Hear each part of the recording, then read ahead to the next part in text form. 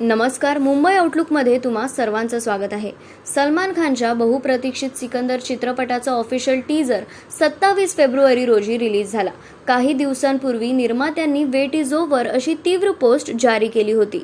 सलमान खानच्या सिकंदर चित्रपटाचा teaser 27 February रोजी लॉन्च झाला आणि हा चित्रपट 30 मार्चला ईद उल फित्रच्या निमित्ताने आपल्या भेटीला येत आहे. योगायोग असा ईदप्रमाणे गुढीपाडवा आणि युगादी सणही याच दिवशी साजरी केले जाणार आहेत. 200 कोटी रुपये उत्पादन बजेट असलेला सिकंदर हा आतापर्यंतचा एक अत्यंत महागड्या भारतीय चित्रपटांपैकी एक आहे.